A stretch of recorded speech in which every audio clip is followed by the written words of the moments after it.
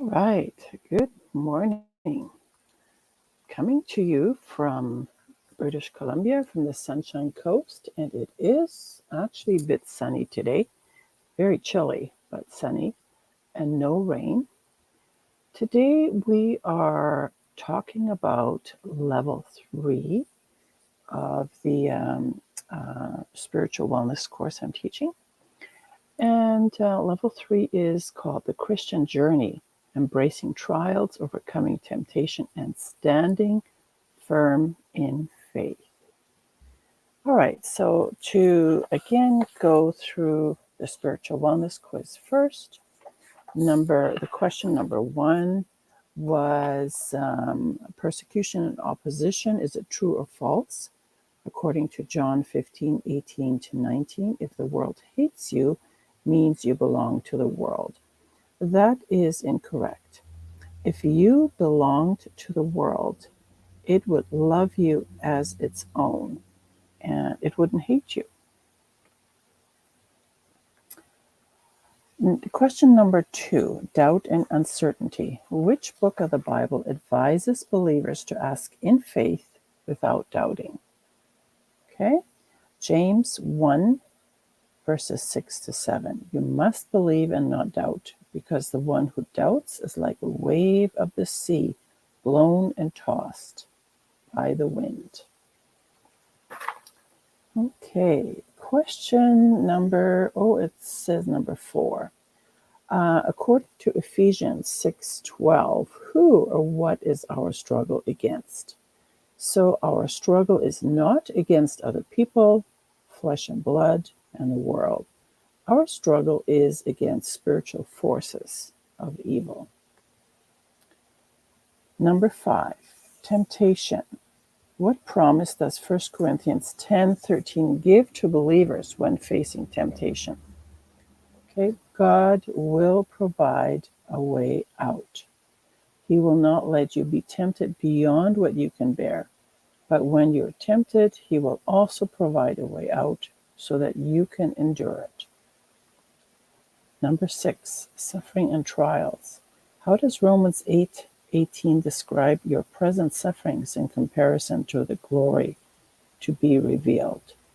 And the answer is option 4. It's unrelated to our present sufferings, or our present sufferings are unrelated to the glory to be revealed. Our present sufferings are not worth comparing with the glory that will be revealed in us. Number 7, which verse encourages believers to cast all their anxieties on God? And the option is number 4. 1 Peter 5:7. Cast all your anxieties on Him because He cares for you. Number 8, lack of faith. The option is faith. According to Hebrews 11:6, what is impossible to please God without?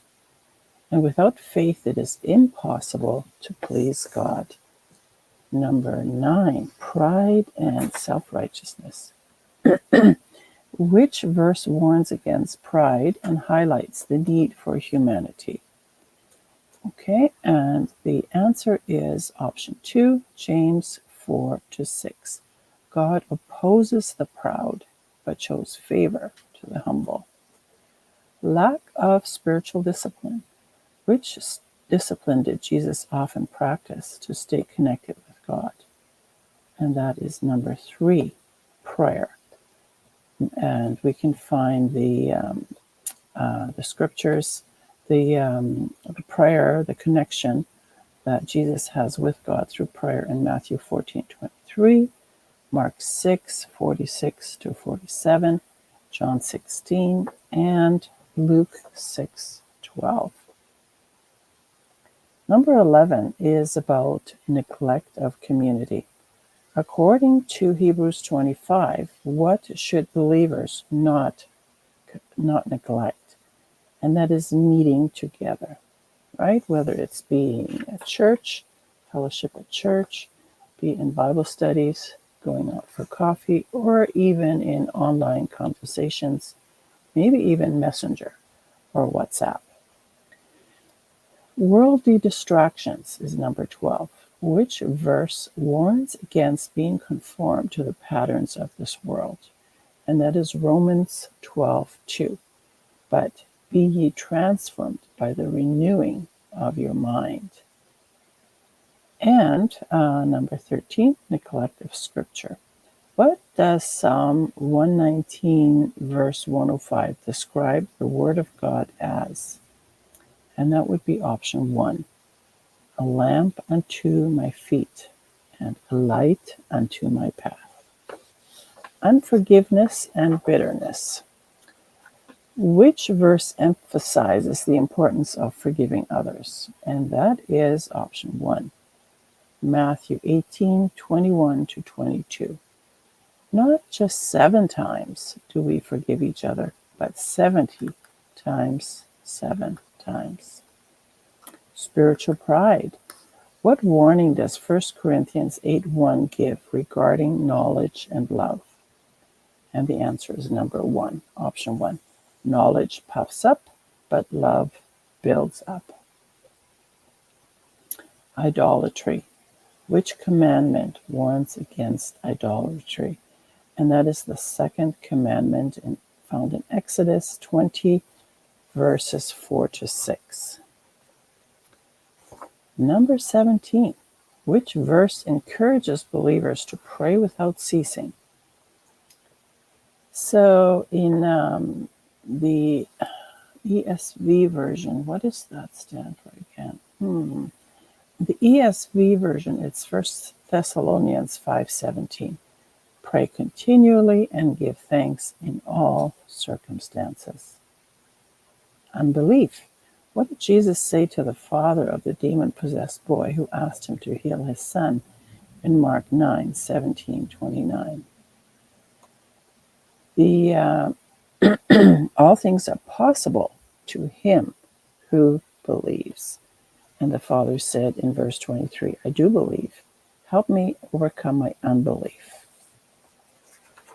What about worldly desires in number 19?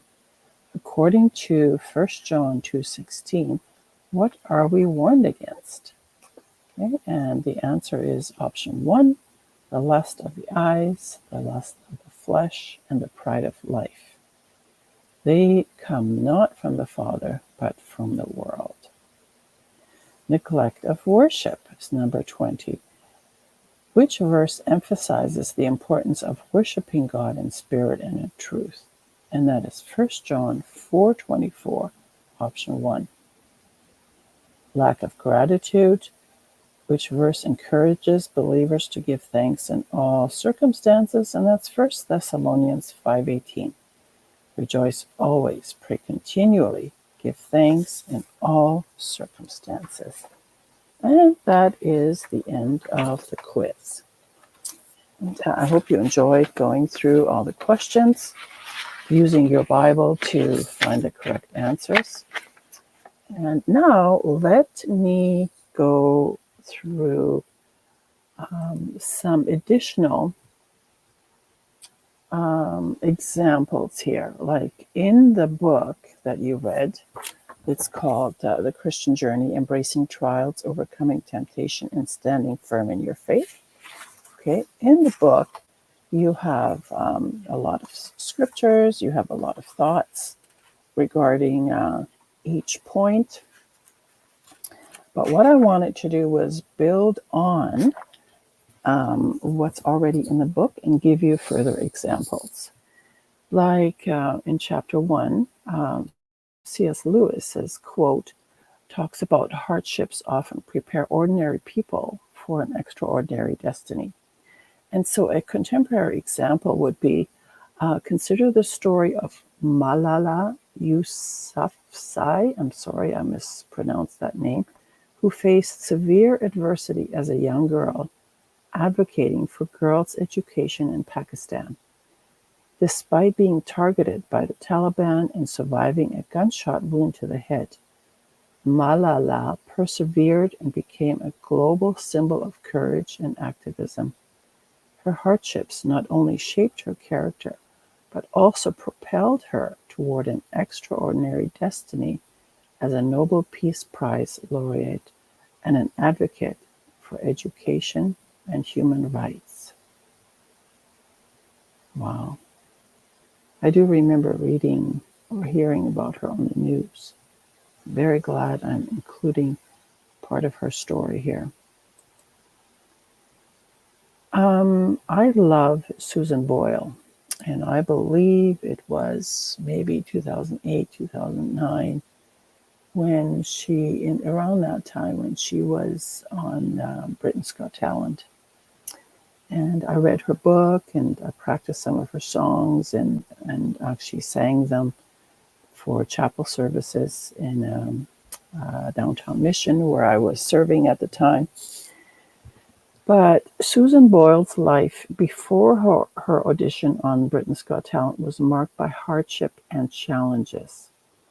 And despite facing ridicule and rejection due to her appearance and age, I remember seeing her in that yellow dress, her hair just all over the place, not knowing her story, how she took several different buses that morning before the auditions, how she couldn't find certain shoes and certain nylons, and she forgot her umbrella and she forgot an extra lunch, and so she was starving. And so I read all those things in her book, and not realizing all of that had been going on in her life when she was standing in front of millions of people singing at Britain's Got Talent with the people and with even the judges making faces about her. But it says here, Susan persevered with her passion for singing. Her ordinary life in a small Scottish town was a far cry from the glitz and glamour of the entertainment industry. However, her journey through adversity prepared her for the extraordinary destiny that awaited her on the global stage. And if you ever read her book or listen to her documentaries, you will find out how many things she actually went through in her life. Chapter 2, we have Corrie ten Boom's quote, "When a train goes through a tunnel and it gets dark, you don't throw away the ticket and jump off. You sit still and trust the engineer." I have a contemporary example here. Alex, a recent college graduate, had always dreamed of pursuing a career in the arts. However, after months of job searching without success, Alex began to feel discouraged and uncertain about the future. The rejection emails and unanswered applications left Alex feeling like giving up on the dream altogether. Feeling disheartened, Alex continued in a mentor. He confided, in a mentor who shared Corrie ten Boom's analogy of a train going through a tunnel. The mentor reminded Alex that difficult times are like tunnels, temporary and leading to brighter outcomes on the other side. Instead of abandoning the dream or succumbing to despair, Alex was encouraged to hold on to hope and trust in the journey ahead. Taking the mentor's advice to heart, Alex decided to persevere through the darkness of uncertainty, and rather than giving up on the dream of a career in the arts, Alex continued to apply for opportunities and pursue creative projects on the side. Despite the challenges and setbacks along the way, Alex remained steadfast in the belief that brighter days were ahead. And months later, Alex received an unexpected job offer from a prestigious art gallery, fulfilling the long-held dream of working in the arts. Looking back on the journey, Alex realized that trusting in the process and persevering through the darkness had led to a fulfilling and rewarding outcome. Alex's story exemplifies Corrie ten Boom's analogy of a train journeying through a tunnel. In the face of adversity and uncertainty, individuals like Alex are reminded not to abandon hope or give up on their dreams. Instead, they're encouraged to trust in the journey, knowing that brighter days are waiting on the other side of the tunnel. What about Susan Boyle? Well, her experience can be likened to a journey through a dark tunnel as well. And despite the initial skepticism and mockery from the audience and judges, Susan remained steadfast and focused on her dream. She was really nervous and really scared, but she kept going. And instead of giving up or being deterred by the darkness of doubt and criticism, she trusted in her talent and persevered through the challenges, ultimately winning over the hearts of millions with her incredible voice. Chapter 3. Faith never knows where it is being led, but it loves and knows the one who's leading. Oswald Chambers. A contemporary example. Sarah, a young professional, found herself at a crossroads in her career after unexpectedly losing her job during a company restructuring. Unsure of what the future held and feeling overwhelmed by the uncertainty of job prospects in a competitive market, Sarah turned to her faith for guidance and strength. Despite the challenges and unknowns ahead, Sarah held firmly to her belief that God had a plan for her life, even if she couldn't see it yet. Excuse me. Through prayer and reflection, she leaned into her relationship with God, trusting in His wisdom and provision to guide her steps. As Sarah continued to navigate the job search process, she encountered setbacks and disappointments along the way. However, her faith remained steadfast, anchoring her in the midst of uncertainty instead of succumbing to fear or despair. She chose to surrender her worries to God, knowing that He was leading her on a path toward something greater. In time, Sarah found a new job opportunity that aligned perfectly with her skills, passion, and values. Looking back on her journey, she realized that her unwavering faith had sustained her through the uncertainty and led her to a place of fulfillment and purpose she never could have imagined. Sarah's story is a testament to the truth of Oswald Chambers' words. Faith never knows where it's being led, but it loves and knows the one who's leading. Despite the twists and turns of life's journey, those who hold onto faith find solace and strength in their relationship with God, trusting in His guidance, even when the path ahead is unclear.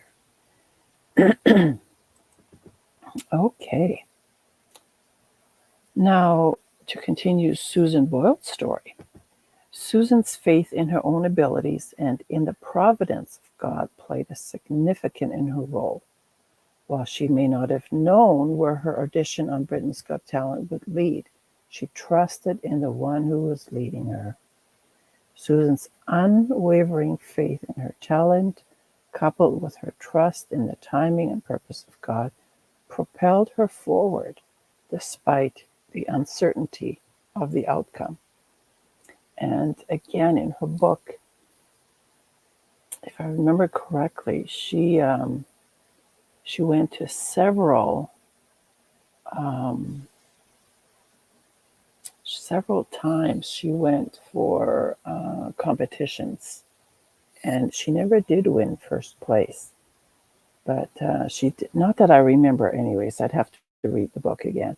But she just kept going, never gave up. In chapter 5, to be right with God has often meant to be in trouble with men, says A.W. Tozer. A contemporary example: Pastor Emily faced opposition and criticism from her community after speaking out against social justice and advocating for marginalized groups. Her commitment to speaking truth and standing up for righteousness often put her at odds with those who held opposing views. Despite facing backlash and hostility from some members of her congregation and community, Pastor Emily remained steadfast in her conviction to uphold biblical principles of love, justice, and compassion. She continued to courageously address issues such as poverty, racism, and inequality, even when it was unpopular or controversial.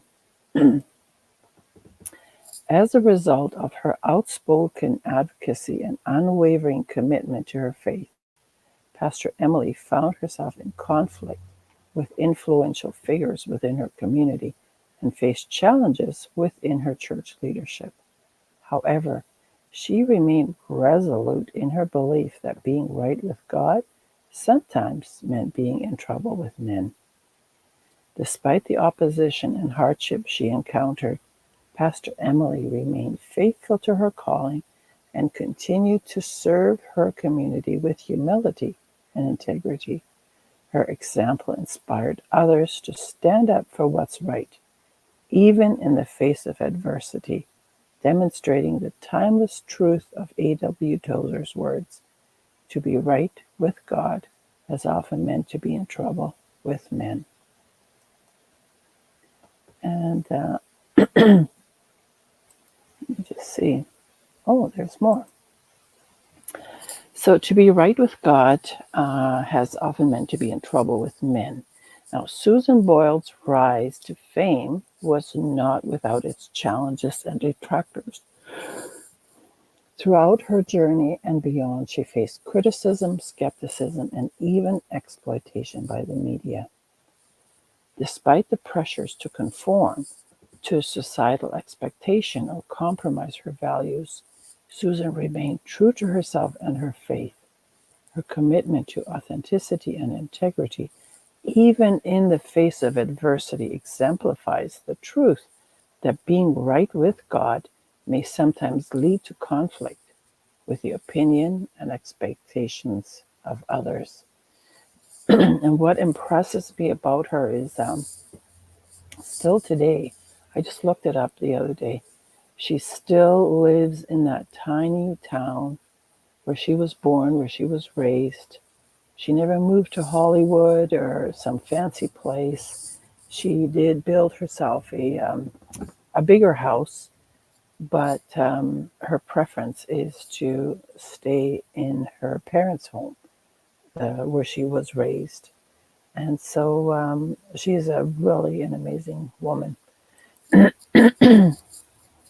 And the last chapter: trials teach us what we are. They dig up the soil and let us see what we're made of. Charles Spurgeon. Archie Williams spent 37 years wrongfully imprisoned for a crime he did not commit. In 1983, at the age of 22, he was convicted of aggravated rape and attempted murder in Louisiana based on faulty evidence and eyewitness misidentification. Despite maintaining his innocence throughout the trial, Archie was sentenced to life in prison without the possibility of parole. During his life in prison, Archie endured unimaginable hardships, including the loss of freedom, separation from loved ones, and the constant struggle to prove his innocence. Despite the injustice he faced, Archie never lost hope or gave up on seeking justice.